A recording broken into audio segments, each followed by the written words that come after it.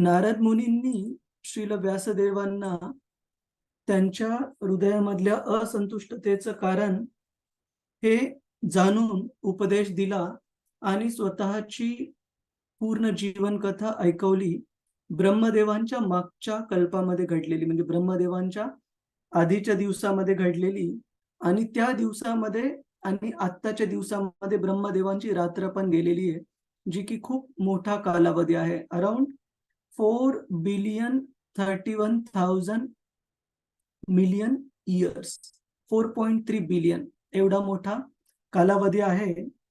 म्हणजे अरबो वर्षांमध्ये ब्रह्माजींचा दिवस आणि ब्रह्माजींची रात्र असते. आणि आपण पाहिलं कशा प्रकारे नारद मुनींनी केवळ आणि केवळ भगवंतांच्या शुद्ध भक्तांच्या संगतीने आणि कृष्ण कथा ऐकून त्याचं हृदयामध्ये धारण करून हृदय परिवर्तन होऊन कशा प्रकारे भगवंतांची भक्ती शिकली, सुरू केली आणि पूर्णत्वास नेली. भक्ती कधीही संपत नाही, तर भक्ती नेहमी चालू राहते. पण भक्तीचं जे परिपूर्ण स्वरूप आहे, शुद्ध भक्ती प्राप्त करणं, तोच तर नारद मुनींना प्राप्त झाला. आणि कशा प्रकारे एका दासीपुत्राच्या रूपामध्ये जन्म घेतल्यावर पण त्यांना ज्यावेळेस जीवनाचा शेवट झाला, त्यावेळेस आध्यात्मिक शरीर प्राप्त झालं आणि असं शरीर प्राप्त झालं, जे की पूर्ण ब्रह्मांडामध्ये, याच ब्रह्मांडामध्ये नाही, कोणत्याही ब्रह्मांडामध्ये जे उच्च स्तरावरचे ग्रह आहेत, पृथ्वीच्या वरचे, जसे स्वर्गलोक आहे, जनलोक, महरलोक, तपलोक किंवा सर्वश्रेष्ठ ग्रह भौतिक जगतातला ब्रह्मलोक किंवा जे पृथ्वीच्या खालचे ग्रह आहेत, पाताल, सुतल, वितल, तलातल, रसातल, या सर्व ग्रहांवर किंवा प्लॅनेटरी सिस्टीम्स मध्ये जाण्यासाठी पूर्णपणे नारद मुनींना मुभा आहे. अशा प्रकारे नारद मुनींनी व्यासदेवांना त्यांच्या हृदयामध्ये पूर्णपणे समाधान कसं प्राप्त करता येईल, त्यासाठी उपाय सांगितला, की तुम्ही खूप साऱ्या मात्रेमध्ये, जसं मी तुम्हाला एक उदाहरण दिलं, हे व्यासदेव नारद मुनी सांगतात, त्या प्रकारे अनंत शुद्ध भक्तांचे वेगवेगळ्या उदाहरणं आहेत. कसं शुद्ध भक्तीच्या माध्यमातून त्यांनी आपलं जीवन पूर्णपणे परिवर्तित झालं त्यांचं. तर अशा अनेक साऱ्या शुद्ध भक्तांच्या कथा, जीवनकथा तुम्ही एकत्र करून शुद्ध भक्तीचंच मूळ, ज्याच्यामध्ये फोकस आहे, ज्याच्यावर जोर आहे, असं वाङ्मय तुम्ही लिहा आणि सामान्य लोकांसाठी पब्लिश करा. तर आपण पाहतो की अशा प्रकारे नारद मुनींनी आपल्या शिष्याला त्याच्या गरजेनुसार उपदेश दिला आणि भगवंतांच्या कथेमधून, ऐकण्यातून, भगवंतांची कथा सांगण्यातून कशा प्रकारे हृदयामध्ये पूर्ण प्रकारे समाधान प्राप्त होतं. मागच्या चर्चेमध्ये आपण एक शब्द विशेष चर्चिला होता. कुणाच्या लक्षात आहे कोणता शब्द आहे तो भगवंतांच्या चरित्राबद्दल? हरे कृष्ण प्रभूजी, दंडवत प्रणाम. धन्यवाद. प्रभूजी, तुम्ही सांगितलेलं की हरिचर्या आणि अनुवर्णम अनुवर्णनम. अनुवर्णम. हरिचर्या अनुवर्णनम, की आपण पाहतो की कशा प्रकारे या भौतिक जगतामध्ये पण लोक अनुवर्णनम, वेगवेगळे वर्णन ऐकण्यामध्ये, पाहण्यामध्ये गुंतलेले असतात, पण ते भगवंतांच्या हरिचर्येबद्दल नसतं. आणि आपण उदाहरण पाहिलं की कशा प्रकारे न्यूजपेपर, मॅगझिन, वेगवेगळे टीव्ही चॅनल्स, बॉलिवूड, हॉलिवूड, वेगवेगळे ऑडिओ सिस्टम्स, ह्या सगळ्या मोर ऑर लेस कशामध्ये गुंतलेले आहेत, की मायेचं मायाचर्या अनुवर्णनम. पण नारद मुनींनी उपाय सांगितलेला आहे, जर आपल्याला खरंच या चिंताग्रस्त हृदयातल्या चिंतेपासून जर मुक्तता प्राप्त पाहिजे असेल, तर आपल्याला हरिचर्या अनुवर्णनम करायला पाहिजे. तर आता या अध्यायामध्ये, 7व्या अध्यायामध्ये आपण पाहतो की कशा प्रकारे नारद मुनींचं त्या ठिकाणापासून गमन झाल्यानंतर, त्या ठिकाणापासून गेल्यानंतर श्रील व्यासदेवांनी पुढे काय केले आणि कशा प्रकारे त्यांना भगवंतांचा साक्षात्कार झाला आणि कशा प्रकारे त्यांना श्रीमद भागवतम रचना करण्यासाठी पुढे प्रेरणा मिळाली. नारद मुनींनी ही सुरुवातीची प्रेरणा दिल्यानंतर. तर आपण हरे श्लोक कृष्ण प्रभुजी, सादर प्रणाम. मी हरे कृष्ण. पाठवलंय प्रभुजी, 7वा अध्याय प्रभुजी. ओके, 1 मिनिट थांबा.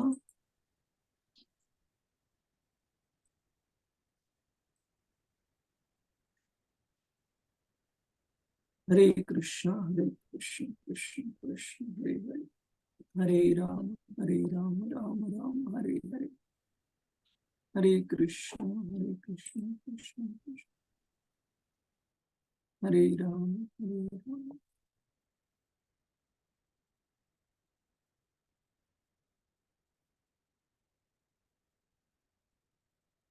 हरे कृष्ण कृष्ण कृष्ण हरे हरे, हरे राम राम राम हरे हरे, हरे कृष्ण कृष्ण कृष्ण हरे हरे, हरे राम राम.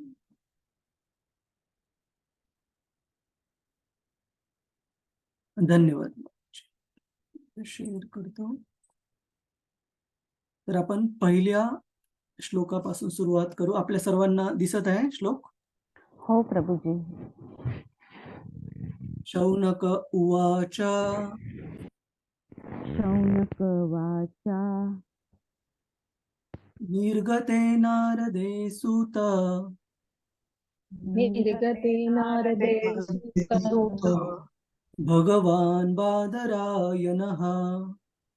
भगवान् बादरायणः. श्रुतं वास्तदभिप्रेतम्. श्रुतवान्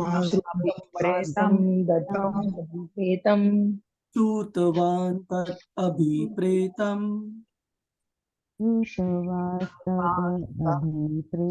अभिप्रेतम्. ततः किम् अकरोत् विभुः. अकरोत् विभुः. तर आपण पाहिलं की 6वा आणि 5वा अध्याय जे नारद मुनींचं व्यासदेवांबद्दल बरोबरचा जो संवाद होता, तो सूत गोस्वामींनी सांगितलेला श्रीमद भागवतमचा इतिहास, कशा प्रकारे भागवतम ह्या जगामध्ये अवतरित झालं, हे ह्या प्रश्नाचं उत्तर देण्यासाठी. तर त्या प्रश्नाचं उत्तर ऐकल्यानंतर शौनक ऋषी, जे की नैमिषारण्यामधल्या सर्व ऋषीमुनींना, जे की सूत गोस्वामींकडून ऐकत होते, त्यांचे रिप्रेझेंटेटिव्ह, त्यांचे प्रतिनिधी होते. तर शौनक ऋषींनी पुढचा प्रश्न सूत गोस्वामींना विचारलेला आहे. श्री शौनक ऋषींनी विचारले, हे सूत, महान आणि दिव्य संपन्न श्री व्यासदेवांनी नारद मुनींकडून इच्छेनुसार सर्व काही श्रवण केले. नारद मुनी निघून गेल्यानंतर पुढे त्यांनी काय केले? तर श्रील व्यासदेवांना संबोधित करण्यासाठी इथे शब्द वापरण्यात आलेला आहे भगवान. आणि याबद्दल आपण अगोदर चर्चा केलेली आहे की भगवान या शब्दाचा अर्थ काय आहे? प्रभुजीच, माताजीच?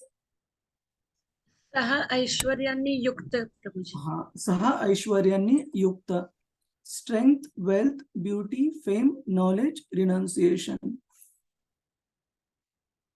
याचं मराठी अनुवाद आपल्याला माहिती आहे.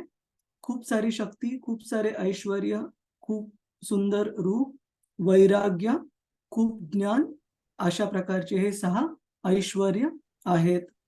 पण कधी कधी हा शब्द भगवंतांचे जे महान भक्त आहेत त्यांना संबोधित करण्यासाठी पण वापरला जातो. जसं कधी कधी शिवजींसाठी भगवान वापरला जातो किंवा कधी नारद मुनींसाठी पण वापरला जातो. तर कारण हे भगवंतांचे शुद्ध भक्त आहे. त्याच प्रकारे श्रील व्यासदेव जे आहेत, जे की सर्व वैदिक ग्रंथांचे लेखक आहेत, त्यांच्यासाठी इथे भगवान हा शब्द वापरला गेलेला आहे. आणि बादरायणः, कारण श्रील व्यासदेवांचा आश्रम कुठे आहे, कोणत्या ठिकाणी आहे या पृथ्वी तलावर? बद्रीनाथ जवळ आहे. हा, बद्रीनाथच्या जवळ आहे. त्याच्यामुळे त्यांना बादरायणः, कारण तिथे बद्रीनाथच्या तिथे त्यांचा आश्रम आहे, श्रील व्यासदेवांना संबोधित केलेलं आहे. आणि त्यांनी श्रील नारद मुनींकडून उपदेश प्राप्त केल्यानंतर, नारद मुनी तिथून गेल्यानंतर त्यांनी पुढे काय केले? आपण एक सिमिलर सारखाच प्रश्न पाहिला होता, ज्या वेळेस नारद मुनींनी भक्तिवेदांतांकडून ज्ञान प्राप्त केले, भगवत कथेचे त्यांची सेवा करून ज्ञान प्राप्त केले. त्यानंतर पण आपण हा प्रश्न पाहिलेला की ते भक्तिवेदांत शुद्ध भक्त त्या ठिकाणाहून गेल्यानंतर नारद मुनींनी काय केले. तर याचा प्रश्नाचा हेतू असा आहे की केवळ महान जे भक्त आहेत भगवंतांचे, जसं श्रील व्यासदेव असू, नारद मुनी असू, सूत गोस्वामी असू किंवा श्रील प्रभुपाद असू, या आचार्यांकडून आपण ज्या वेळेस ऐकतो, भागवत वाचणं, चर्चा करणं पण आपण प्रभुपादांकडून एका प्रकारे ऐकतच आहोत. का? कारण तात्पर्य हे आपण प्रभुपादजींचं रेफर करत आहोत. तर अशा महान भक्तांकडून आपण ज्या वेळेस ऐकतो, त्यावेळेस ती ऐकण्याचा जो विधी आहे, तो केवळ ते ऐकणं संपल्यावर संपत नाही, तर त्या ऐकलेल्या उपदेशांवर आपण काय आचरणात आणतो, ते उपदेश, ते पण श्रवण समजलं जातं. जर आपण उपदेश खूप सारे ऐकले, पण आपल्या जीवनामध्ये जर आपण आचरणात आणलं नाही, तर श्रील व्यासदेवांना जो अनुभव आला भगवंतांच्या साक्षात्काराचा, तो साक्षात्कार आपल्याला नाही मिळणार. आपल्याला केवळ आपलं जे ज्ञान आहे ते थेरॉटिकल ज्ञान, थेरॉटिकलला आपण मराठीत काय म्हणतो, केवळ लिखित असं ज्ञान राहील. ते कधी आपल्या अनुभवामध्ये नाही येणार, जर आपण ते आचरणामध्ये नाही आणलं. तर जे आपण महान भक्तांकडून ऐकतो, ते आपण त्याच्यातल्या काही गोष्टी घेऊन आचरणात आणण्याचा प्रयत्न जरूर केला पाहिजे. मग त्या ऐकल्याचा ती जी प्रोसेस आहे, ती जी क्रिया आहे, ती कंटिन्यू राहील. आपण तात्पर्य वाचू. या अध्यायात मातेच्या गर्भात सम्राट परीक्षितांचे जे चमत्कारिकरित्या संरक्षण करण्यात आले, त्या अनुषंगानेच भागवताच्या वर्णनाचा संकेत मिळतो. या घटनेला द्रौणी म्हणजे द्रोणाचार्यांचा पुत्र अश्वत्थामा कारण होता. त्याने द्रौपदीच्या 5 पुत्रांचा झोपेत असताना वध केला होता आणि त्यामुळे त्याला अर्जुनाकडून शिक्षा झाली होती. भागवतासारख्या महान रचनेचा प्रारंभ करण्यापूर्वी श्री व्यासदेवांनी भक्तिपूर्वक ध्यानाने संपूर्ण सत्याचा साक्षात्कार केला. तर आपण बघतो की भगवंतांचे जे महान भक्त असतात, ते या जगामध्ये येतात, पण भगवंतांच्या सेवेसाठी आपलं आयुष्य पण जगतात, केवळ आणि केवळ भगवंतांच्या सेवेमध्ये संलग्न होऊन, आणि आपला शरीर त्याग पण करतात भगवंतांच्या सेवेमध्ये अजून दुसऱ्या कुठे एंगेज होण्यासाठी, जोडले जाण्यासाठी. तर आपल्या गौडीय वैष्णव परंपरेतले खूप महान आचार्य आहेत श्रील भक्तिविनोद ठाकूर. खूप सुंदर त्यांनी एक पद्य लिहिलेलं आहे, इंग्रजीमध्ये कविता आहे, पण त्याच्यातला एक पॅरेग्राफ, एक जो पद्यामधला एक जो पॅरेग्राफ आहे, खूप सुंदर आहे. त्याच्यामध्ये ते लिहितात की he reasons ill who tells that Vaishnavas die. ते म्हणतात की त्या व्यक्तीची जी विचारसरणी आहे, जी विचार करण्याची पद्धत आहे, ती चुकीची आहे, जो व्यक्ती असं मानतो किंवा सांगतो की वैष्णवांचा मृत्यू होतो.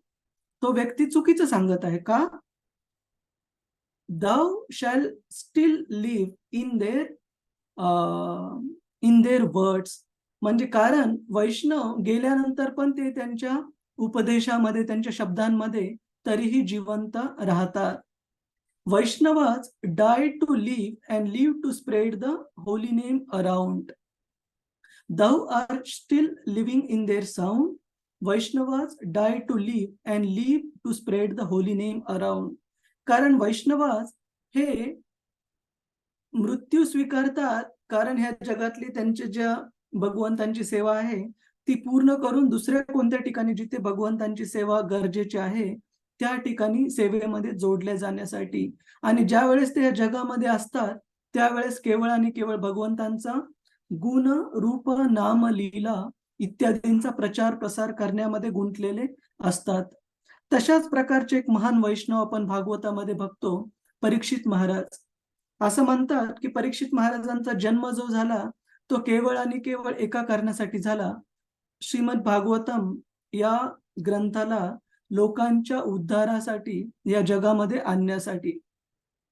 तर कशा प्रकारे त्यांचा जन्म त्यांच्या जन्माच्या कारणामधून भागवत या जगामध्ये आलं, आणि त्यांचा जो जीवनाचा शेवट झाला तो पण अशा रीतीने झाला की ते श्रीमद भागवत शुकदेव गोस्वामींद्वारा सर्व ऋषी मुनींना, ज्यामध्ये सूत गोस्वामी पण होते, आणि सूत गोस्वामींद्वारे नैमिषारण्यमधल्या ऋषी मुनींना सांगण्यासाठी एक कारण ठरलं त्यांच्या जीवनाचा शेवट. तर अशा प्रकारे आपण बघतो की परीक्षित महाराजांचं जे जीवन आहे आईच्या गर्भामध्ये असताना पण त्यांना भगवंतांचं दर्शन प्राप्त झालं, आणि त्यानंतर आईच्या पोटी जन्म झाल्यानंतर बाहेर दिसणाऱ्या प्रत्येक व्यक्तीला ते शोध घ्यायचे की हाच तो व्यक्ती होता का ज्याला मी आईच्या गर्भामध्ये असताना पाहिलं. त्यामुळे त्या प्रत्येक व्यक्तीची ती एका प्रकारे परीक्षण करायचे की हाच तो व्यक्ती होता का. त्याच्यामुळे त्यांना नाव मिळालं परीक्षित, जे की अर्जुनाचे नातू होते, अर्जुनाचे जे पुत्र होते अभिमन्यू, आणि अभिमन्यूची पत्नी उत्तरा यांचा ते पुत्र होते. तर अशा परीक्षित महाराजांच्या जन्माच्या आधीची कथा इथे श्रील व्यासदेव सांगत आहेत की कशा प्रकारे भागवताच्या वर्णनाचा जो बॅकग्राऊंड होता तो परीक्षित महाराजांचा जन्म होता. आणि या परीक्षित महाराजांच्या जन्माच्या वेळेस भगवंतांना कशा प्रकारे हस्तक्षेप करून या छोट्या बाळाचं, जे की आईच्या पोटात गर्भामध्ये वाढत होतं, त्या बाळाचा जीव का वाचवावा लागला, भगवंतांना हस्तक्षेप का करावा लागला, आणि कशा प्रकारे द्रोणाचार्यांचा पुत्र अश्वत्थामा, जो की नावाला तर एक ब्राह्मण पुत्र होता पण त्याचं वर्णन भागवतामध्ये आलेलं आहे ब्रह्मबंधू. ब्रह्मबंधू म्हणजे असा व्यक्ती जो खूप उत्तम कुळामध्ये जन्मलेला आहे, पण गुणानुसार त्याचे जे गुण आहेत ते कुळा जुळणारे नाहीयेत. त्याचे जे कार्य आहेत ते अत्यंत घनिष्ठ स्तराचे कार्य आहेत, त्याला म्हटलं जातं ब्रह्मबंधू. तर अश्वत्थामा कशा प्रकारे एका चांगल्या कुळामध्ये जन्म घेऊन पण ज्या प्रकारे त्यांनी कार्य केले ते कसे निंदेस प्राप्त होते, आणि त्याला नंतर कशी शिक्षा पण मिळाली भगवंत आणि अर्जुनाच्या कृपेने. तर ह्या सर्व गोष्टींचा आपण येणाऱ्या श्लोकांमध्ये अजून विस्तारामध्ये चर्चा करू. तर भागवतासारख्या महान रचनेचा प्रारंभ करण्यापूर्वी श्री व्यासदेवांनी भक्तिपूर्वक ध्यानाने संपूर्ण सत्याचा साक्षात्कार केला. तर पुढच्या काही श्लोकांमध्ये आपण हे पण पाहू की नारद मुनींनी सांगितलेल्या आणि वचन केलेल्या क्रियेप्रमाणे श्रील व्यासदेवांनी कशा प्रकारे आपलं ध्यान हे पूर्ण पुरुषोत्तम भगवंतांवर एकत्रित केलं, आणि भगवंतांचं दर्शन त्यांना कशा प्रकारे झालं हे पण आपण पाहणार आहोत. कुणाचा काही प्रश्न, काही जिज्ञासा आहे? हरे कृष्ण. ठीक आहे, नाही आपण प्रभूजी. ओके, पुढे जाऊ.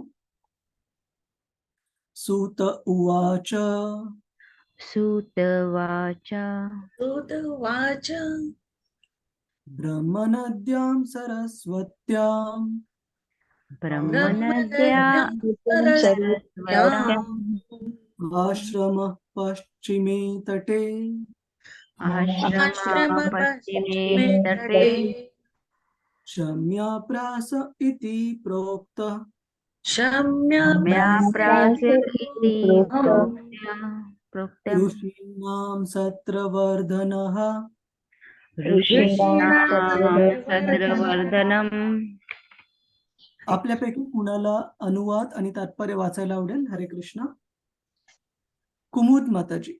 हरे कृष्ण. तात्पर्य श्रील प्रभुपाद द्वारा श्रील प्रभुपादची जय. सूत म्हणाले, वेदांशी जवळून संबंध असलेल्या सरस्वती नदीच्या पश्चिम तटावर शम्याप्रास नावाचा स्थानी ऋषींच्या, प्रभूजी थोडेसे स्क्रोल हे कराल, झूम कराल, ओके ओके थँक्यू. हा, थँक्यू. नावाच्या स्थानी ऋषींच्या कर्तव्याचे संवर्धन करणारा एक आश्रम आहे. तात्पर्य श्रीला प्रभुपाद द्वारा श्रीला प्रभुपादची जय. ज्ञानाच्या आध्यात्मिक विकासासाठी योग्य स्थानाची आणि वातावरणाची निश्चितपणे आवश्यकता असते. या हेतूसाठी सरस्वती नदीच्या पश्चिम तीराकडील स्थान विशेष उपयुक्त आहे.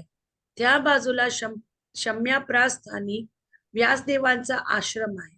श्रील व्यासदेव गृहस्थाश्रमी होते, तरीही त्यांच्या राहत्या निवासस्थानाला आश्रम म्हणूनच संबोधले जात होते. आश्रम असे स्थान असते की जेथे आध्यात्मिक संस्कृती नेहमीच उन्नत स्थितीत असते. ते स्थान किंवा आश्रम एका गृहस्थाचा आहे की संन्याशाचा आहे हे महत्वाचे नाही. संपूर्ण वर्णाश्रम संस्थेची रचना अशी आहे की त्यात मानवी जीवनाची प्रत्येक अवस्था आश्रम म्हणूनच समजली जाते. याचा अर्थ असा की आध्यात्मिक विकास सर्वांसाठी समान रूपाने आवश्यक आहे. ब्रह्मचारी, गृहस्थ, वानप्रस्थी, संन्यासी या साऱ्यांचे जीवन ध्येय एकच आहे, परमतत्वाचा साक्षात्कार. म्हणून आध्यात्मिक विकासाच्या संबंधात यापैकी कोणीही कमी महत्वाचे नाही. त्यांच्यातील तारतम्य हा वैराग्याच्या आधारे केलेला औपचारिकतेचा भाग आहे. सर्व संन्यासी त्यांच्या व्यावहारिक वैराग्याच्या बळावर सर्वद्वारे आदराने पाहिले जातात. हरे कृष्ण. थँक्यू प्रभूजी. धन्यवाद माताजी. श्रीला प्रभुपाद की जय. सूत म्हणाले, वेदांशी जवळून संबंधित असलेल्या सरस्वती नदीच्या पश्चिम तटावर शम्याप्रास नावाच्या स्थानी ऋषींच्या कर्तव्यांचे संवर्धन करणारा एक आश्रम आहे. तर श्रील व्यासदेवांच्या आश्रमाचं या श्लोकामध्ये वर्णन दिलेलं आहे. आणि श्रील प्रभुपाद तात्पर्यामध्ये खूप छान प्रकारे सांगतात की आश्रम ह्या शब्दाचा अर्थ काय. आश्रम या शब्दाचा अर्थ असा नाहीये की जिथं कोणतं दुसरं काम करायचं नाहीये, जाऊन आराम करायचा आहे, बिलकुल नाही. आश्रम म्हणजे भगवंतांच्या प्रती आश्रय घेण्याचं ठिकाण. आणि प्रभुपादजी सांगतात तो आश्रम केवळ संन्यासाचाच असावा असं नाही. इथे श्रील व्यासदेव हे एक गृहस्थ असताना त्यांच्या राहण्याच्या ठिकाणाला पण इथे आश्रम सांगितलेला आहे. कारण ते राहण्याचं ठिकाण केवळ आणि केवळ भगवंतांच्या भक्तीचा प्रचार प्रसार करण्यासाठी आणि संवर्धन करण्यासाठी भक्तीचा वापरली जाणारे ठिकाण होते.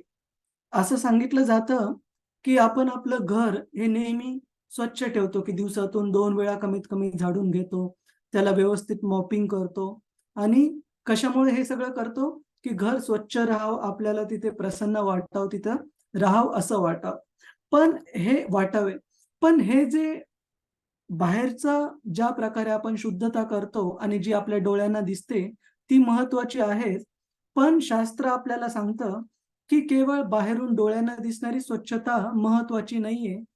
तर आपण जे कोणते शब्द म्हणतो, आपण जे कोणते ज्या प्रकारे एकमेकांशी बोलतो घरामध्ये पण किंवा इन जनरल पण आपण बोललेला एक आणि एक शब्द, हे जे वातावरण आहे ज्याला आपण इंग्रजीमध्ये म्हणतो इथर, त्यामध्ये एका विशिष्ट प्रकारचे इम्प्रेशन्स फॉर्म करतो. से फॉर एक्झाम्पल, आपण ज्यावेळेस भगवंतांचं नाव घेतो त्यावेळेस केवळ आपल्यालाच त्याचा फायदा होत नाही ऐकल्यामुळे, तर आपण वातावरणामध्ये पण भगवंतांचं नामस्मरण केल्याने ते जे चांगले व्हायब्रेशन्स आहेत, चांगले जे वाइब्स आहेत ते स्प्रेड म्हणजे पसरवत आहोत. आणि त्याच प्रकारे आपण ज्या वेळेस भौतिक जगातल्या भौतिक गोष्टींबद्दल चर्चा करत असतो, ज्याला आपण प्रजल्प म्हणतो, किंवा न्यूज साईट किंवा न्यूज चॅनल जे वेगवेगळ्या गोष्टी नेहमी दाखवत असतात, सांगत असतात, त्यामधून पण वेगवेगळ्या प्रकारचे व्हायब्रेशन्सला आपण मराठीमध्ये काय म्हणतो? पण तर ध्वनी तरंग ध्वनी सारखं काहीतरी आहे स्पंदन तरंग स्पंदन स्पंदन स्पंदन. हा हा. जे ध्वनी स्पंदन आहेत ते बाहेरच्या वातावरणामध्ये पसरले जात आहेत, जे की ते वातावरण इथर ज्याला आपण इंग्रजीमध्ये म्हणतो, ते कंटॅमिनेट पोल्यूट करत आहेत, ते प्रदूषित करत आहेत त्या प्रकारचे ध्वनी स्पंदन. तर हे खूप महत्वाची गोष्ट आहे. जर आपल्याला आपलं घर हे खरंच आश्रम बनवायचं असेल, म्हणजे जिथे की गेल्यानंतर तुम्हाला वाटावं की आपण भगवंतांची भक्ती करायला पाहिजे, अजून आपण भगवंतांच्या नावाचा जप करायला पाहिजे, श्रीमद भागवतम अभ्यास करायला पाहिजे, तर आपल्याला त्यासाठी काही विशेष प्रकारचा आपलं जे आचरण आहे ते पण करावे लागेल, की जिथे भगवंतांच्या नाम, रूप, गुण, लीला इत्यादींबद्दल ज्यावेळेस आपण चर्चा करू, ज्यावेळेस आपण भगवंतांच्या नावाचा नियमित जप करू, ते जे व्हायब्रेशन, ते जे ध्वनी स्पंदन आहे, ते आपल्या घराचं वातावरण पण शुद्ध करेल. जे की आपल्याला बाहेरून जसं डोळ्यांनी जमिनीवरची धूळ दिसते किंवा स्वच्छ जर आपला फ्लोअर जो आहे घरातला जमीन, ती जर स्वच्छ केलेली असेल झाडून पुसून, तर ते आपल्याला जाणवतं आणि तिथे आपल्याला गेलं की प्रसन्न वाटतं, मनाला फ्रेश वाटतं. त्याच प्रकारे तुम्ही अशा एका ठिकाणी जा की जिथं स्वच्छता ठेवलेली नाहीये, जिथं कपडे व्यवस्थित धुतलेले नाहीयेत, जिथं कपडे गोष्टी इकडे तिकडे फेकलेल्या आहेत, तिथं गेल्यानंतर तुम्हाला असं ताजंतवानं नाही वाटणार, फ्रेश नाही वाटणार. का? कारण इग्नोरन्स ज्याला आपण तमोगुण म्हणतो, तो तमोगुण खूप जास्त प्रचूर प्रमाणामध्ये तिथे उपलब्ध असतो. त्याच प्रकारे आपल्या घरामध्ये जर आपल्याला तमोगुण नाही ठेवायचा आहे आणि सत्वगुण जर वाढवायचा आहे, तर आपल्याला बाहेरच्या दृष्टीने म्हणजे घरातली फरशी म्हणा, घरातल्या भिंती, सगळ्या गोष्टी व्यवस्थित जागेवर आणि स्वच्छता तर बाळगलीच पाहिजे. कारण प्रभुपादजी सांगतात, cleanliness is next to godliness. याचा अर्थ आहे की आपल्याला भगवंतांना जर प्राप्त करायचंय, तर बाहेरची स्वच्छता आणि हृदयातली स्वच्छता या दोन्ही गोष्टी खूप महत्वाच्या आहेत.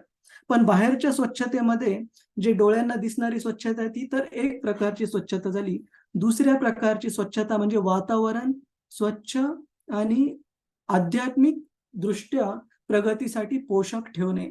आणि आध्यात्मिक विकासासाठी जर वातावरण पोषक ठेवायचं आहे, तर आपल्याला आता जे सांगितले गोष्टी, भगवंतांच्या नाम जप कंटिन्युअसली चालू राहू द्या. तुम्ही जप करत असाल खूप छान.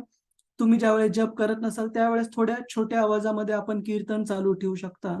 आणि तुम्ही स्वतः अनुभवाल की आपल्या घरामध्ये जे वातावरण आहे, की बऱ्याच घरामध्ये जिथे भगवंतांचं नामस्मरण चालू नसतं, पण जिथे भौतिक ध्वनी स्पंदन खूप प्रमाणात चालू असतात. टीव्हीचा आवाज म्हणा किंवा बॉलिवूडचे वेगवेगळे गाण्यांचा आवाज म्हणा, यामुळे इथर जे वातावरण आहे ते चुकीच्या स्पंदनांनी प्रदूषित होतं आणि तिथे तुम्हाला काही काही गोष्टी लगेच जाणवतील की थोड्या थोड्या कारणांनी घरातले लोक चिडचिड करतायत, थोड्या थोड्या कारणांनी भांडणं करतायत. का? कारण त्या घरातले जे ध्वनी स्पंदन आहेत ते प्रदूषित झालेले आहेत. ह्या सगळ्या भगवंत कृष्ण सोडून बाकीच्या गोष्टींच्या चर्चेने आणि त्या स्पंदनामुळे ज्या प्रकारचं व्यक्तीला उल्हास किंवा प्रेरणा प्राप्त होते वागण्याची, ती पण तमोगुणामध्येच प्राप्त होते. तर इथे श्रील व्यासदेवांची जी वास्तू सांगितली जिथं ते राहायचे, कारण ते भगवंतांच्या सेवेमध्ये नियमितपणे जोडलेले होते, त्या ठिकाणाला आश्रम असं सांगितलेलं आहे. आणि प्रभुपादजी सांगतात की हा आश्रम केवळ संन्यासाचाच असू शकत नाही, तर गृहस्थ पण आपल्या घराला एक आश्रम म्हणून बनवू शकतात. जिथे आश्रमाचा अर्थ असा नाही की आपण नोकरी करणार नाही, बाकीच्या व्यवसायाकडे लक्ष देणार नाही, पण आश्रमाचा अर्थ असा आहे की ह्या सगळ्या गोष्टी करून पण आपण भगवंतांच्या सेवेमध्ये नेहमी जोडलेले राहू. आणि जो कोणी व्यक्ती त्या घरामध्ये येईल त्याला पण असं जाणवेल की आपण पण कमीत कमी एक माळा केली पाहिजे, आपण पण भगवंतांच्या कीर्तनामध्ये भाग घेतला पाहिजे. ऑटोमॅटिकली त्यांना ती प्रेरणा मिळेल जर आपण घर व्यवस्थित भगवंतांच्या सेवेमध्ये जर वापरलं तर. आणि याचे काही उदाहरणं आपल्याला शास्त्रामध्ये सापडतात. अशा महान भक्तांचे, जे की गृहस्थ आश्रमामध्ये राहून पण त्यांनी इतक्या छान प्रकारे गृहस्थ आश्रमाचं पालन केलं की हजारो हजारो लोकांसाठी ते प्रेरणा होते कृष्ण भावनामृतशी जोडण्यासाठी, कृष्ण भक्तीशी जोडण्यासाठी. या गृहस्थ भक्तांनी खूप त्यांचं मोठ्या प्रमाणामध्ये कॉन्ट्रीब्युशन, योगदान आहे. ज्या प्रकारे एक उदाहरण आपण वाचतो, खूप जुनं नाही, पण मागच्या शतकातलं उदाहरण, 20व्या शतकातलं उदाहरण. 20व्या शतकाच्या थोड्या अगोदर म्हणजे 19व्या शतकाच्या शेवटी आपण पाहतो की श्रील भक्ती विनोद ठाकूर, ज्यांचं नाव होतं केदारनाथ दत्त. तर त्यांचा जन्म बराच आधी झालेला आहे. माझ्या मते 1838 मध्ये त्यांचा जन्म झालेला आणि इंग्रजांच्या काळामध्ये खूप चांगल्या प्रकारे शिक्षण घेऊन ते डिस्ट्रिक्ट मॅजिस्ट्रेट, म्हणजे आपण आजच्या काळामध्ये ज्याला सेशन्स जज जे असतात, त्या पदावर कार्यरत होते. खूप मानाचं पद आहे, मोठं पद आहे आणि इतके जिम्मेदारीच्या पदावर इंग्रजांच्या काळामध्ये कार्यरत असून पण श्रील भक्तिविनोद ठाकूर हे भक्तीसाठी त्यांचे प्रयत्न, भक्तीमध्ये सेवेसाठी त्यांचे प्रयत्न इतके होते की त्यांनी वैष्णव सिद्धांतांवर बरेच सारे ग्रंथ लिहिले आणि केवळ लिहिलेच नाही, तर कारण त्यांचं शिक्षण छान होतं, चांगल्या पदावर होते, त्यांनी इंग्रजीमध्ये पण श्री चैतन्य महाप्रभूंच्या शिकवलेल्या भक्ती योगा सिद्धांतावर काही खूप छान पुस्तकं लिहिले आणि हे पुस्तकं पाश्चात्य देशांमधील काही विद्यापीठ, जे की गाजलेले विद्यापीठ होते, जसं की मॅकगिल युनिव्हर्सिटी माझ्या मते कॅनडामध्ये आहे, त्या मॅकगिल युनिव्हर्सिटी विद्यापीठामध्ये श्रील भक्तिविनोद ठाकूर यांनी आपलं जे पुस्तक होतं लाईफ अँड प्रिसेप्ट्स ऑफ लॉर्ड चैतन्य, ते 1896 ला पाठवलं. त्या वर्षी, ज्या वर्षी श्रील प्रभुपादांचा जन्म झालेला होता.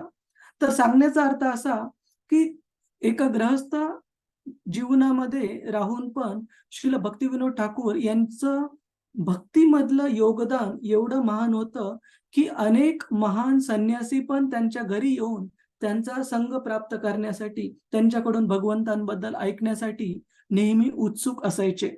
आणि त्यांचं जे घर होतं ते म्हणजे साधारण असं हे नव्हतं की नवरा बायको आणि 1 किंवा 2 मुलं. भक्तिविनोद ठाकूर यांना टोटल किती होते अपत्य? येस पूजा माताजी, रतिरूपा माताजी? प्रभुजी 6 नाही, 12 प्रभू.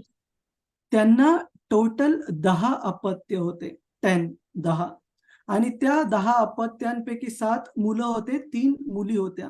म्हणजे तुम्ही हे विचार करा की घरातला कर्ता पुरुष म्हणून किती जिम्मेदारी असेल त्यांच्यावर, किंवा त्यांच्या पत्नी किती बिझी असतील की एवढ्या सगळ्या मुलांची काळजी घेणं, घर नीटनेटकं ठेवणं आणि पतीला सेवेमध्ये, भगवंतांच्या सेवेमध्ये मदत करणं.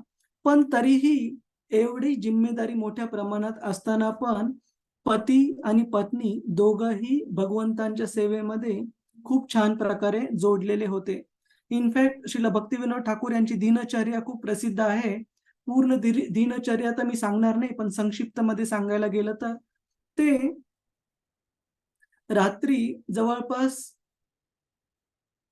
8 ते 10, 10:30 या काळामध्ये आराम करायचे आणि त्याच्यानंतर 10:30, 11ला उठून हातपाय धुवून फ्रेश होऊन रात्री ते भगवंतांच्या भक्तीबद्दल जे लिखाण होतं भक्ती योगावर, त्याच्यावर लिखाणामध्ये ते स्वतःचा वेळ द्यायचे आणि पहाटे थोडा वेळ आराम करून पुन्हा पहाटे तयार होऊन भगवंतांच्या सेवेमध्ये, जो आपण मॉर्निंग प्रोग्राम म्हणतो, मंगल आरती असो, भगवंतांच्या अर्च विग्रहांची पूजा असो, ते आणि नंतर त्यांचं स्वतःचं जप वगैरे, आणि नंतर तयार होऊन अराउंड 9:30-10 ला ते आपल्या कोर्टामध्ये, जिथं की ते सेशन्स जज होते, डिस्ट्रिक्ट मॅजिस्ट्रेट, त्या आपल्या कार्यासाठी जायचे आणि 10 ते 2, 3, 4 काय त्यांचा जो कालावधी असेल कार्यालयाचा, तो पूर्ण करून घरी येऊन पुन्हा फ्रेश होऊन त्यांना भेटण्यासाठी जे वेगवेगळे साधू पुरुष, संन्यासी, वेगवेगळे लोक त्यांच्याकडून प्रेरणा प्राप्त करण्यासाठी, भक्तीबद्दल ऐकण्यासाठी जे यायचे त्यांना पण आपला वेळ द्यायचे. अशा प्रकारे त्यांची पूर्ण दिनचर्या ही वेगवेगळ्या पुस्तकांमध्ये दिलेली आहे, की कशा प्रकारे ते भौतिक जगतातले त्यांचे जे जिम्मेदाऱ्या होत्या त्या पण पूर्ण करायचे आणि स्वतःच्या घराला पण त्यांनी कशा प्रकारे पूर्णतः भगवंतांच्या सेवेमधला आश्रम बनवलं होतं. मी आत्ता काही दिवसांपूर्वी नोव्हेंबरमध्ये ज्यावेळेस जगन्नाथपुरीला गेलो होतो, त्यावेळेस आम्ही वेगवेगळ्या तिथले जे पवित्र ठिकाणं पाहिले, त्यापैकी एक ठिकाण पाहिलं श्रील भक्तिविनोद ठाकूर यांचं घर, जिथं ते जगन्नाथपुरीमध्ये असताना राहायचे. आणि असं सांगितलं जातं, की ह्या 10 अपत्यांपैकी श्रील भक्तिविनोद ठाकूर यांच्या 7ची 7ही त्यांचे मुलं हे महान संन्यासी झाले आणि त्यांच्यापैकी एक होते श्रील भक्तिसिद्धांत सरस्वती ठाकूर, जे की श्रील प्रभुपादजींचे गुरु महाराज आहेत. आपले जे संस्थापक आचार्य आहेत. आंतरराष्ट्रीय कृष्ण भावनामृत संघाचे AC भक्तिवेदांत स्वामी श्रील प्रभुपाद, त्यांचे गुरु हे श्रील भक्तिसिद्धांत सरस्वती ठाकूर हे भक्तिविनोद ठाकूर यांचे पुत्र होते. तर सांगण्याचा अर्थ असा, की अशा प्रकारचं जे गृहस्थ जीवन आहे, जिथं की व्यक्ती आपलं घर हे केवळ बायकोला, मुलांना पोसण्यासाठी आणि त्यांचं भौतिकरित्या त्यांना सपोर्ट करण्यासाठी, मोठं करण्यासाठी वापरत नाहीये, तर त्या घराचा उपयोग त्यांचा केवळ भौतिक जीवनाची काळजी नाही, तर त्यासोबतच आध्यात्मिक जीवनाच्या काळजीसाठी पण वापरल्या जात आहे. ते घर हे आश्रम असं सांगितलेलं आहे.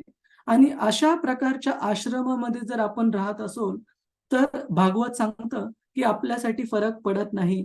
जर तुम्ही ब्रह्मचारी असा, जर तुम्ही गृहस्थ असा, वानप्रस्थ असा की संन्यासी असा. एक खूप सुंदर ओळ आहे श्रील भक्तिविनोद ठाकूर यांच्या एका वैष्णव गीतामधली, ज्याच्यामध्ये ते सांगतात, ग्रहे ठाको वने ठाको सदा हरी बोले ठाको, की तुम्ही घरी राहा किंवा वनामध्ये राहा ते महत्वाचं नाहीये. महत्वाचं काय? सदा हरी बोले ठाको.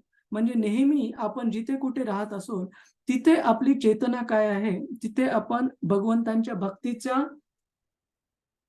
प्रायमरीली मुख्यत्वाने भक्तीच्या केंद्रित आपण जीवन आपलं व्यतीत करत आहोत का, ते जास्त महत्वाचं आहे. कुणाचा काही प्रश्न आहे? खूप महत्वाचा श्लोक आहे या मुद्द्यावर, की आपण घर आश्रम कसं बनवू शकतो आणि साधारण जे भौतिकवादी घर असतं तिथे आणि भगवंतांच्या भक्तांचं घर, ज्याला की आश्रम म्हणून संबोधित केलेलं आहे, या दोन्ही ठिकाणांमधला फरक काय आणि कशा प्रकारे एका ठिकाणी गेल्यानंतर जो तमोगुण आहे त्याच्याबद्दलची व्यक्तीची जी इन्क्लिनेशन आहे ते वाढतं आणि भांडणं, खूप रूडली एकमेकांशी बोलणे, एकमेकांचा अपमान करणे, जोरजोरामध्ये बोलणे, ह्या गोष्टी जास्त घडतात. त्याच्या विरुद्ध ठिकाणी, ज्या ठिकाणी भगवंतांची भक्ती व्यवस्थितरित्या पालन होते, त्या ठिकाणी गेल्यानंतर आपल्याला पण प्रेरणा मिळते भगवंतांच्या भक्तीमध्ये अजून छान प्रगती करण्यासाठी. कुणाचा काही प्रश्न आहे याच्यावर? हरे कृष्ण. नाही प्रभूजी. ठीक आहे, आपण पुढे जाऊ. श्लोक क्रमांक 3. तस्मिन् स्व आश्रमे व्यासो तस्मिन् स्व आश्रमे व्यासो बदरी षण्डमण्डिते बदरी पदरी षण्डमण्डिते मंडिते आसीनोप उपस्पृश्य आसीनो उपस्पृश्य प्रणिदध्यो मनः स्वयं प्रणिदध्यो मनः स्वयं त्या स्थानी बोरींच्या वनाने वेढलेल्या आपल्या आश्रमात श्रील व्यासदेव आचमन करून ध्यानासाठी बसले. आपले आध्यात्मिक गुरु श्रील नारद मुनींच्या उपदेशानुसार व्यासदेवांनी चिंतन करण्याच्या त्या दिव्य ठिकाणी बसून आपले मन एकाग्र केले. तर इथे नारद मुनी गेल्यानंतर श्रील व्यासदेव हे आचमन करून भगवंतांवर ध्यान केंद्रित करून इथे बसलेले आहे आणि अशा प्रकारे भगवंतांवर चिंतन करीत असताना त्यांना कशा प्रकारे भगवंतांचं दर्शन झालं, साक्षात्कार झाला आणि पुढे कशी प्रेरणा मिळाली या भागवत रचनेबद्दल ते आपण येणाऱ्या श्लोकामध्ये पाहू. श्लोक क्रमांक 4.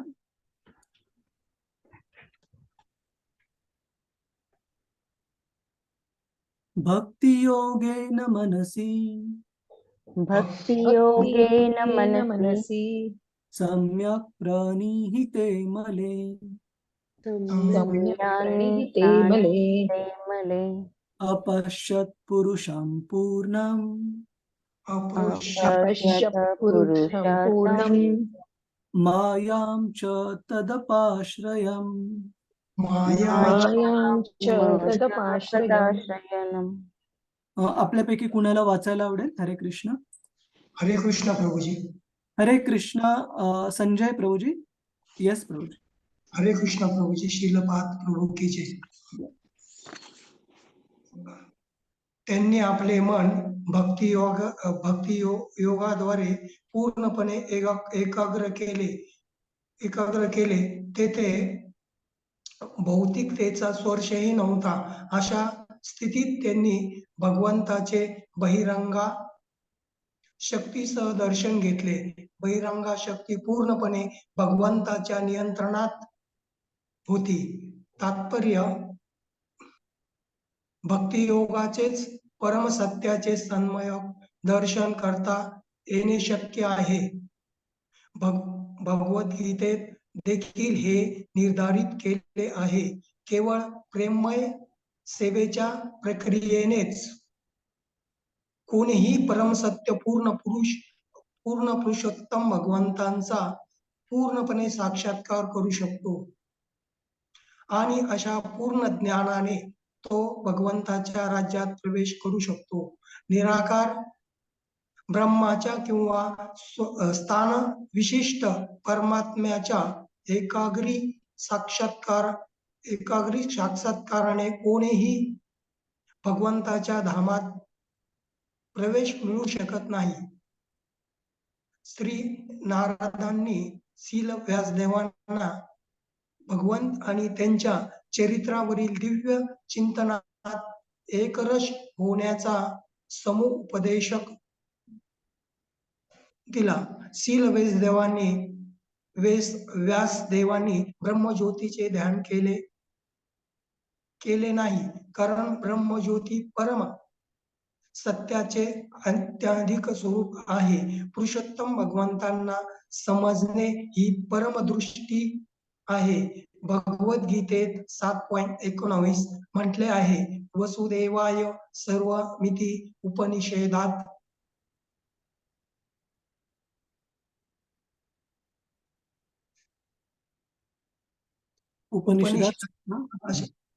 असे म्हटले आहे की पूर्ण पुरुषोत्तम भगवान वसुदेवांच्या सभोवती सोनेरी तेजाचे हिरण्य पात्रे निराकार ब्रह्माचे आवरण आहे.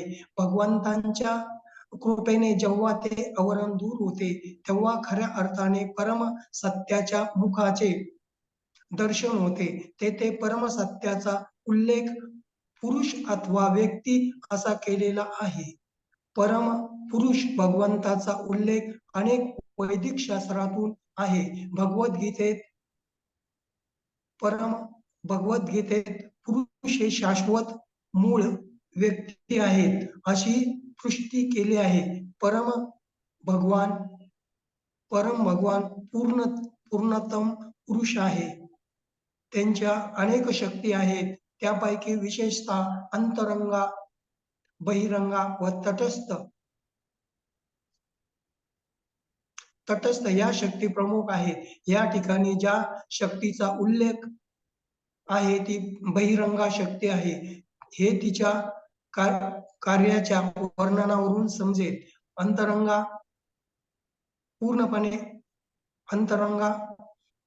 अज्ञानांधकारात जखडून ठेवते.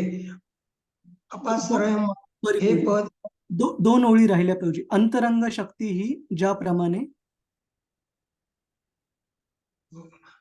शक्ती ज्याप्रमाणे चांदणे चंद्रासोबत असते त्याचप्रमाणे परमपुरुषासोबतही असते. बहिरंगा शक्तीची तुलना अंधकाराशी केली जाते, कारण ती प्राणी मात्रांना अंधकारात जखडून ठेवते. अपाश्रम हे पद भगवंतांनी ही शक्ती त्यांच्या पूर्णपणे आधिपत्याखाली असल्याचे दर्शविते. अंतरंगा शक्ती अथवा श्रेष्ठ शक्ती देखील माया म्हणून ओळखली जाते, परंतु ती आध्यात्मिक माया आहे. अर्थात ती तिसरी लाईन. एक मिनिट. वरून तिसरी लाईन. माया आहे. अर्थातच ती आध्यात्मिक प्रदेशात प्रकट केलेली शक्ती आहे. जेव्हा कोणी या अंतरंगा शक्तीच्या आश्रयाखाली असतो तेव्हा भौतिक अज्ञानाचा अंधकार तत्काळ नष्ट होतो. इतकेच काय, जे आत्माराम दिव्यात्वाशी एकरूप आहेत ते सुद्धा या मायेचा किंवा अंतरंगा शक्तीचा आश्रय घेतात. प्रेम भक्ती किंवा भक्तियोग अंतरंगा शक्तीचे कार्य आहे. म्हणूनच प्रकाशामध्ये अंतराला प्रवेश नसतो, तदता तेथे कनिष्ठ किंवा भौतिक शक्तीचा प्रवेश नाही. अशी अंतरंगा शक्ती निराकार ब्रह्माच्या धारणेत प्राप्त होऊ शकणाऱ्या आनंदापेक्षा श्रेष्ठ आहे. भगवद्गीतेत म्हटले आहे की निराकार ब्रह्मज्योती ही पूर्ण पुरुषोत्तम भगवान श्रीकृष्णाची अंगकांती आहे. पुढील श्लोकात स्पष्ट केले जाईल ज्याप्रमाणे भगवान श्रीकृष्ण व्यतिरिक्त कोणीही परमशक्ती असू शकत नाही. हरे कृष्ण प्रभूजी. हरे कृष्ण. धन्यवाद प्रभूजी. श्रील प्रभुपाद की जय. तर इथे या श्लोकामध्ये सांगितलेलं आहे की श्रील व्यासदेव हे त्या ठिकाणी कसे आचमन करून भगवंतांवर ध्यान केंद्रित करून बसल्यानंतर त्यांना भगवंतांचं साक्षात्कारामध्ये ज्या 3 स्तर आपण अगोदर पाहिलेले आहेत, सर्वात निम्न स्तर जो आहे भगवंतांना समजण्याचा, तो आहे भगवंतांना ब्रह्मन त्यांच्या शरीरातून निघणारा जो दिव्य प्रकाश आहे त्या प्रकाशाच्या रूपामध्ये समजणे, त्याला ब्रह्मन साक्षात्कार म्हणतात. त्याच्यापेक्षा जो वरचा स्तर आहे तो आहे भगवंतांना परमात्मा रूपामध्ये जाणणे, जे की प्रत्येक व्यक्तीच्या, प्राणीमात्राच्या आणि प्रत्येक कणाच्या अणूंमध्ये जे स्थापित असलेले भगवंत आहेत परमात्मा रूपामध्ये, त्या स्वतःच्या हृदयामधल्या परमात्मा रूपामध्ये स्थित असलेल्या भगवंतांना जाणणे, ती भगवंतांना जाणण्याची दुसरी अवस्था आहे. पण भगवंतांना जाणण्याचा जो सर्वश्रेष्ठ स्तर आहे तो आहे भगवंतांना पूर्ण पुरुषोत्तम भगवान, श्याम सुंदर भगवान, जे की आपण कॅलेंडरवर, फोटोमध्ये किंवा अर्च विग्रह रूपामध्ये ज्यांना आपण पाहतो, त्या भगवंतांचा पूर्ण पुरुषोत्तम भगवान हे जे रूप आहे तो त्यांना समजण्याचा, जाणण्याचा सर्वात श्रेष्ठ ती अवस्था आहे. तर असं सांगितलेलं आहे की ज्यावेळेस श्रील व्यासदेवांना भगवंतांचं दर्शन झालं त्यावेळेस भगवंतांच्या बहिरंग शक्तीचं पण दर्शन झालं. तर बहिरंग शक्ती काय आहे हे श्रील प्रभुपादजी तात्पर्यामध्ये सांगत आहेत. भगवंतांच्या 2 प्रकारच्या शक्ती आहेत. एक आहे बहिरंग शक्ती, ज्याला आपण महामाया म्हणून पण संबोधित करतो, आणि भगवंतांची दुसरी शक्ती आहे ज्याला अंतरंग शक्ती म्हटलं जातं, ज्याला योगमाया असं सांगितलं जातं. तर बहिरंग, बही म्हणजे बाहेरची, तर अशी शक्ती जी भगवंतांची महामाया जी शक्ती आहे ती पूर्ण जगातल्या जे बद्ध जीव आहेत त्यांना इल्युजन म्हणजे मोहामध्ये टाकून नेहमी बद्ध अवस्थेमध्ये ठेवते, त्याला महामाया शक्ती म्हटलं जातं. आणि अशी शक्ती योगमाया शक्ती म्हणजे काय, जी की भगवंतांच्या भक्तांना, त्यांना कशा प्रकारे भगवंतांना जाणता येईल हे कळण्यासाठी मार्गदर्शन करते त्याला योगमाया शक्ती म्हटलं जातं. तर ज्यावेळेस आपण बद्ध अवस्थेमध्ये असतो, ज्यावेळेस आपण भगवंतांच्या भक्तीमध्ये संलग्न नसतो, त्यावेळेस आपण महामायेच्या प्रभावाखाली राहतो. आणि ज्यावेळेस आपण भगवंतांच्या भक्तीमध्ये येण्यासाठी प्रयत्न करतो, प्रगती करण्यासाठी प्रयत्न करतो, त्यावेळेस आपल्याला भगवंतांची योगमाया शक्ती ही मार्गदर्शन करते. तर ह्या दोन्हीपैकी कोणती शक्ती चांगली असं आपल्याला वाटेल मग? महामाया का योगमाया? हरे योग कृष्ण. हा. योगमाया. योगमाया ही भक्तांना मार्गदर्शन करते, त्याच्यामुळे ती निश्चितच खूप छान आहे. पण महामायेबद्दल जर समजून घ्यायचं गेलं तर प्रभुपादजी एक उदाहरण देतात. प्रभुपादजी उदाहरण देतात की पोलिसांचं. से फॉर एक्झाम्पल, पोलीस हे चोर, जे लुच्चे लोक आहेत, फसवणूक करणारे लोक आहेत, त्यांच्यासाठी तर खूप हे दांडू घेऊन असतात आणि त्यांच्यासाठी खूप भीतीदायक आहेत. पण जो नियमांना पालन करणारा एक नागरिक आहे, त्याला पोलिसांची घाबरण्याची काही गरज नाही, पोलिसांना घाबरण्याची गरज नाहीये. कारण आपण न्यायाच्या नियमाप्रमाणे जर आपलं जीवन व्यतीत करत असतो, तर पोलीस आपल्या जीवनामध्ये येऊन अननेसेसरीली आपल्याला काही त्रास देणार नाहीत, आपल्याला पकडून घेऊन जाणार नाहीत. पण जे लोक नियम मोडून जर कोणते काम करत असतील, तर अशा लोकांसाठी पोलीस हे निश्चित भीतीदायक आहेत. तर अशाच प्रकारे प्रभुपादजी उदाहरण देतात की भगवंतांच्या भक्तांना महामायेपासून जर वाचायचं आहे, तर त्यांनी भगवंतांच्या सेवेमध्ये, भगवंतांच्या भक्तीमध्ये जर आपण आपलं जीवन व्यतीत केलं, तर महामायेपासून निश्चित आपण भगवंतांच्या कृपेने वाचल्या जाऊ, संरक्षण मिळेल. परंतु जर आपण भगवंतांनी त्यांच्या प्रकृतीने ठेवलेले जे नियम आहेत, त्या नियमांचं पालन न करता जर त्याच्या विरुद्ध आपलं जीवन जगू, तर महामाया निश्चित ज्या प्रकारे पोलीस चोर, लुच्चा किंवा फसवणूक करणाऱ्या लोकांना ज्या प्रकारे शिक्षा देतात, त्याच प्रकारे महामाया पण आपल्याला, आपण जर जे प्रकृतीचे नियम आहेत त्याचं जर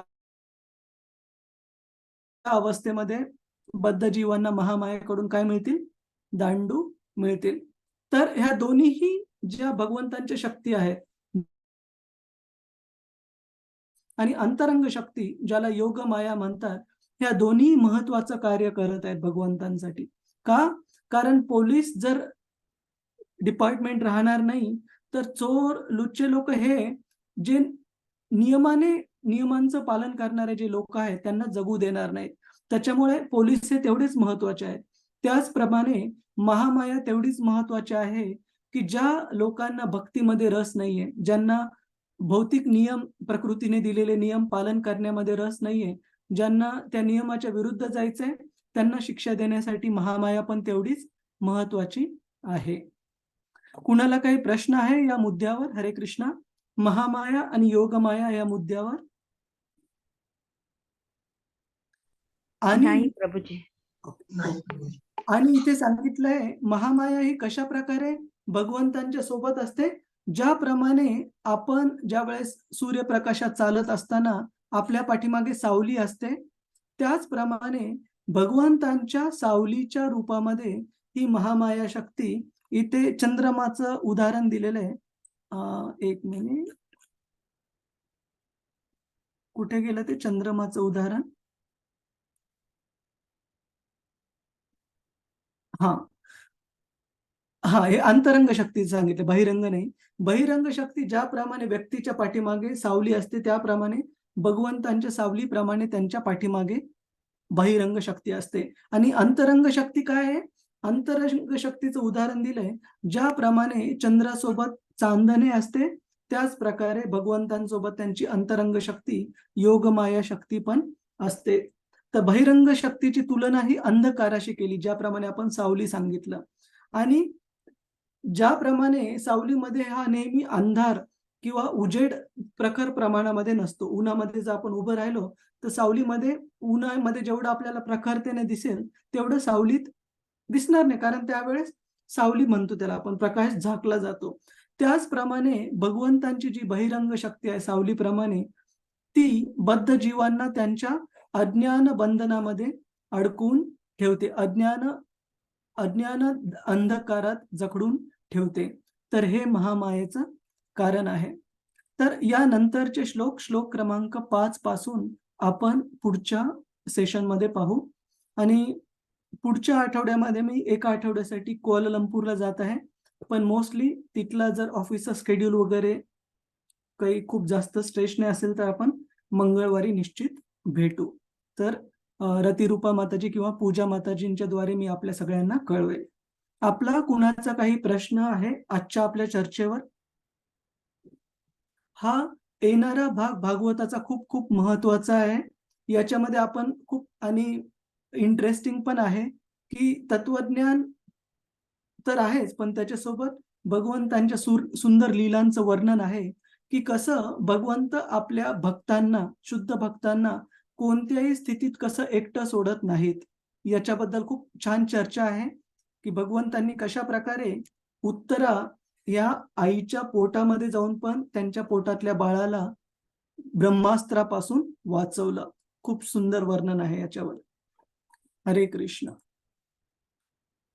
तर कुणाच पूजा माताजी काही प्रश्न आहे? हा, हरे कृष्ण प्रभूजी. सादर प्रणाम. प्रभूजी, निर्विशेषवादी जे निराकारवादी आहेत, म्हणजे आता इथे म्हटलं आहे की ज्याचं पुढच्या श्लोकामध्ये आपल्याला समजणार आहे की जी निराकार ब्रह्मज्योती ही पूर्ण पुरुषोत्तम भगवान श्रीकृष्णांची अंगकांती आहे. म्हणजे हे ब्रह्मस्वरूप आहे ना, जे जे भगवंतांचं जे पहिलं रूप आहे, टप्पा का? भगवंतांना जाणण्याचा जो सर्वात पहिला टप्पा आहे किंवा निम्न स्तर आहे तो आहे अंगकांती. अंगकांती म्हणजे भगवंतांच्या शरीरातून निघणारा प्रकाश. खूप सिंपल. म्हणजे तर ब्रह्मज्योती ना, ब्रह्मज्योती. ब्रह्मज्योती, करेक्ट. तर जे निराकार म्हणजे निराकार. हा, सॉरी प्रभूजी. जे निराकारवादी व्यक्ती आहेत त्यांचं जीवनातलं ध्येय असतं की कृष्णाच्या शरीरातून जो निघणारा प्रकाश आहे त्या प्रकाशामध्ये स्वतःचं अस्तित्व विलीन करणं, एकत्र होणं.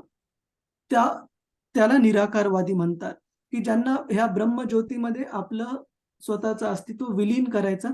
मग त्याच्यामध्ये काय फरक राहतो की आपल्याला भगवंतांची सेवा नाही करता येत, काही त्याच्यामध्ये ऍक्टिव्हिटीज, कार्य काही नाही करतायत.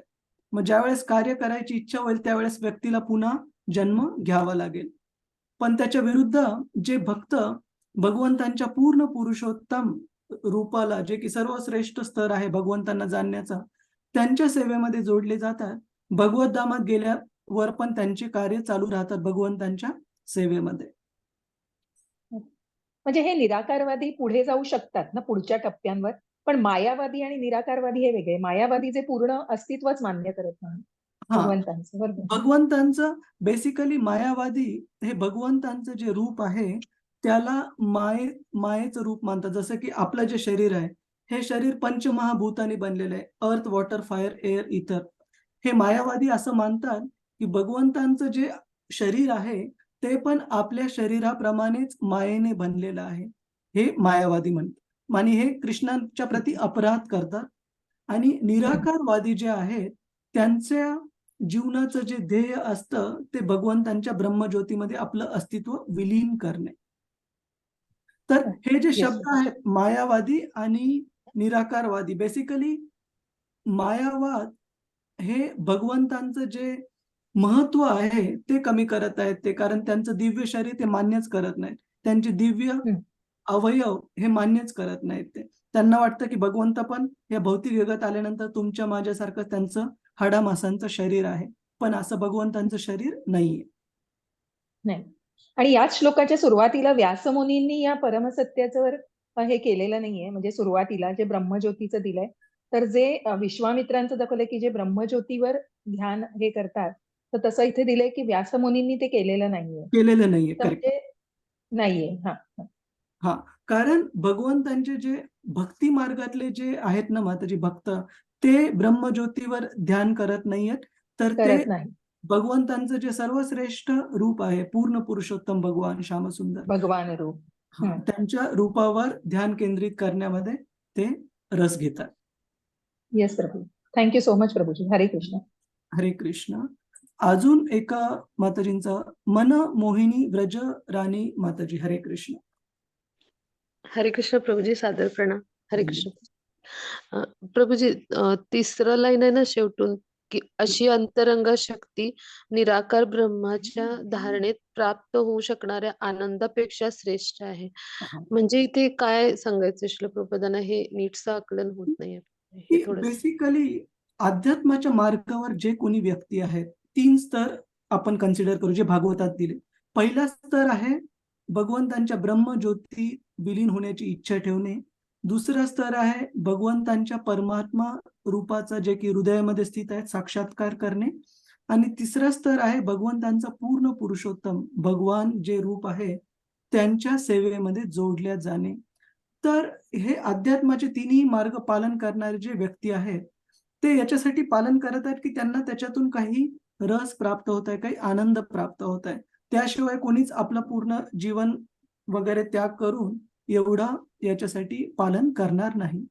तर तो जो प्राप्त होणारा आनंद आहे भगवंतांना जाणून या 3 स्तरांमध्ये तो आनंद जर आपण तुलना केली तर असं सांगितलंय की पहिल्या स्तराचा जो आनंद आहे भगवंतांना निराकार ब्रह्माच्या धारणेमध्ये म्हणजे कृष्णाच्या शरीरातून निघणारा जो प्रकाश आहे ब्रह्मज्योती आहे त्याच्यावर जर आपण आपलं ध्यान केंद्रित केलं तर जो आनंद प्राप्त होणार आहे त्या आनंदापेक्षा परमात्मा स्वरूपाला जर आपण जाणू शकलो हृदयामधले आणि पाहू शकलो तर तो आनंद या ब्रह्मज्योतीच्या आनंदापेक्षा खूप श्रेष्ठ आहे.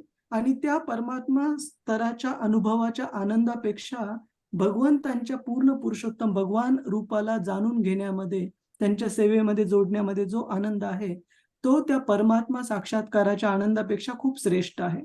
तर हे 3 आनंद तुलना केलेले आहेत माताजी.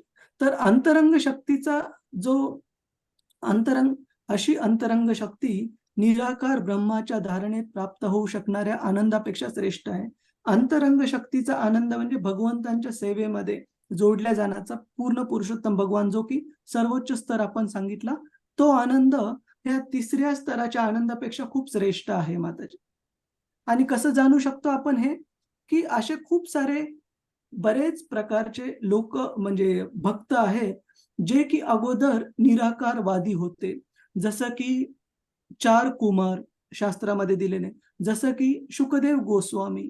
जर भगवंतांच्या अंतरंग शक्तीचा आनंद श्रेष्ठ स्तरावर नसता तर हे ब्रह्मवादीच राहिले असते, निराकारवादीच राहिले असते. पण का हे शुद्ध भक्त झाले? कारण त्यांना भगवंतांच्या सेवेमध्ये जसं ज्यावेळेस शुकदेव गोस्वामींना भगवंतांच्या गुणाबद्दल त्यांनी एक श्लोक ऐकला व्यासदेवांच्या दुसऱ्या शिष्यांकडून भागवतातला तेव्हा त्यांचं हृदय पूर्ण परिवर्तन झालं.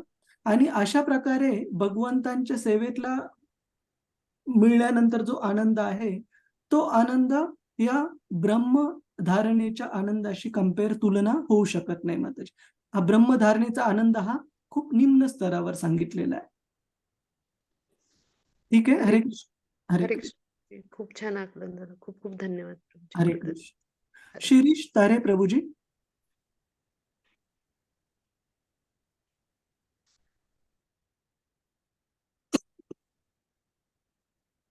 शिरीष प्रभूजी प्रश्न आहे तुमचा काही? ऐकू येत नाही आता. हॅलो. हा हरे म्हटलं कृष्ण. शब्दाला फार कठीण आहे. अच्छा अच्छा. हे ऍक्च्युली मराठीतले काही काही शुद्ध मराठीतले शब्द थोडेसे समजायला कठीण आहेत. मी एकदा पुन्हा साध्या भाषेमध्ये सांगतो की हा. भागवतामध्ये 2ऱ्या अध्यायामध्ये आपण भगवंतांना जाणण्याचे 3 स्तर पाहिलेले आहेत. तर त्या 3 स्तरांची कंपॅरिझन दिलेलं आहे. सगळ्यात निम्न म्हणजे सगळ्यात खालचा जो स्तर आहे भगवंतांना जाणण्याचा तो आहे भगवंतांच्या शरीरातून निघणारा प्रकाश ब्रह्मज्योती जाणणे. तर ह्या जे लोक ब्रह्मज्योतीमध्ये रस घेतात त्या ब्रह्मज्योतीला प्राप्त करणे याला आपल्या आयुष्याचा अंतिम